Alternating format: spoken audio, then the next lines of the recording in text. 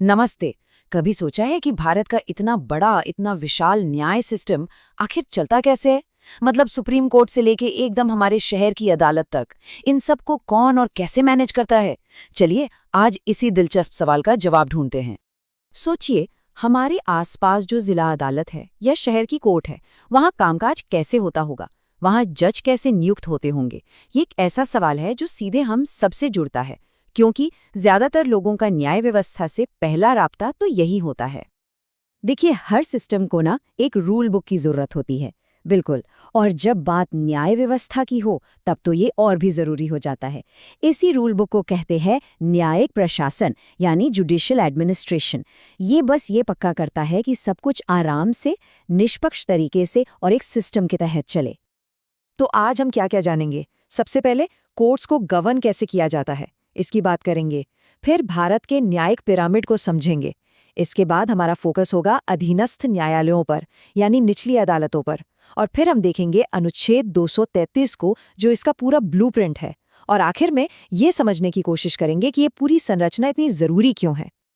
तो हाँ, पहला सेक्शन, न्यायालयों का शासन, न्यायिक प्रशासन। आखिर है क्या ये चीज?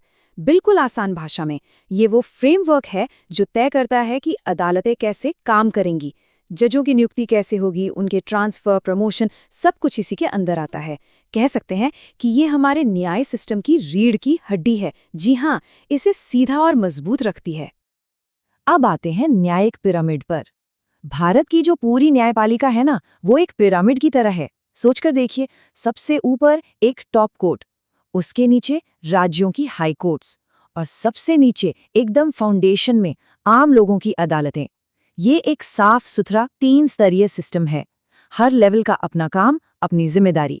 चलिए, इस पिरामिड को थोड़ा और करीब से देखते हैं। तो इस पिरामिड में सबसे ऊपर है भारत का सर्वोच्च न्यायालय, यानी दी एपेक्स कोर्ट।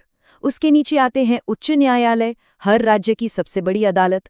और इस पिरामिड की नींव, इसका बेस है अधीनस्थ न्यायालय, यानी जिला और स्थानीय स्तर की अदालतें। और आज हमारा पूरा ध्यान इसी नींव पर रहेगा, क्योंकि असली न्याय की शुरुआत तो यहीं से होती है। तो चलिए, अब सीधा फोकस करते हैं इन अधीनस्थ न्यायालयों पर। ये न्याय प्रणाली की नींव है।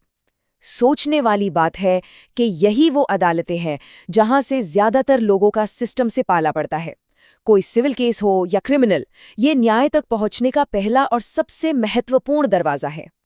तो अधीनस्थ न्यायालय का मतलब क्या हुआ? मतलब जिला और उससे निचले लेवल की कोर्ट्स।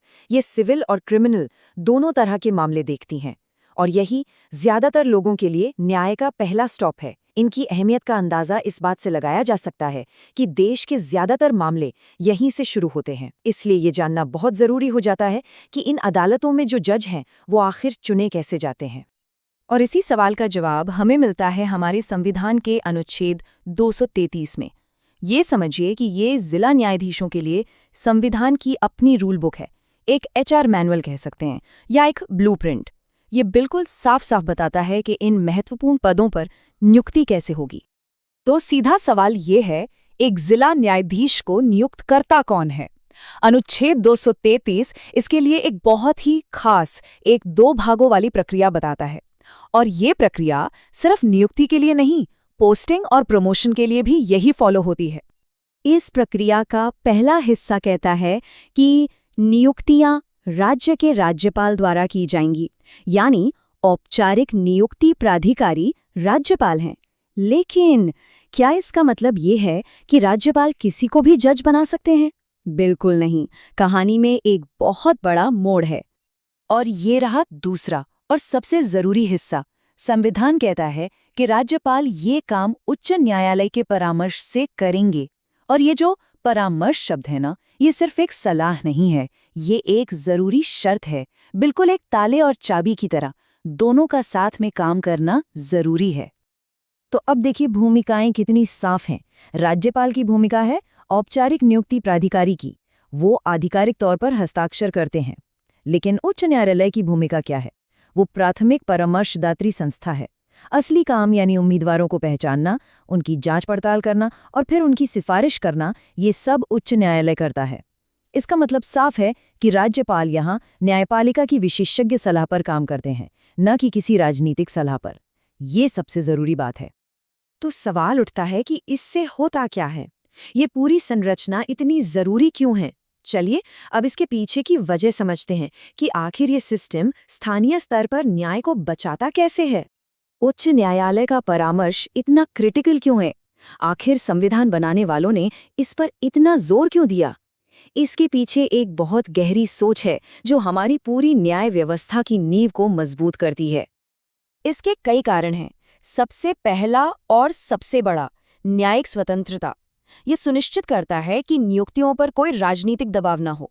दूसरा, योग्यता को बनाए रखना, मतलब उच्च न्यायालय उन लोगों को चुनता है जो कानूनी तौर पर सबसे काबिल हैं और जिनकी ईमानदारी पर कोई सवाल न हो। तीसरा, यह शक्तियों के पृथक्करण के सिद्धांत को मजबूत करता है, जो कि हमारी लोकतांत्रिक संरचना का एक मूल स्तंभ है। और आखिर में ये एक मानकीकृत प्रक्रिया बनाता है। इससे ये गारंटी मिलती है कि सभी राज्यों में एक साफ सुथरी, एक जैसी प्रक्रिया फॉलो हो। तो कुल मिलाकर अनुच्छेद 333 सिर्फ एक कानून नहीं है, ये एक संवैधानिक सुरक्षा कवच है, एक ऐसी ढाल जो निष्पक्ष और स्वतंत्र स्थानीय न्याय को सुरक्षित रखती है। ये इस बात को यकीनी बनाता है कि हम सबको सही न्याय मिले। तो इसके बाद जब भी किसी स्थानीय अदालत के बारे में बात हो तो एक पल के लिए सोचिए कि कैसे संविधान का ये ब्लूप्रिंट रोजमर्रा की जिंदगी में जमीनी स्तर पर कानून के शासन को बरकरार रखता है।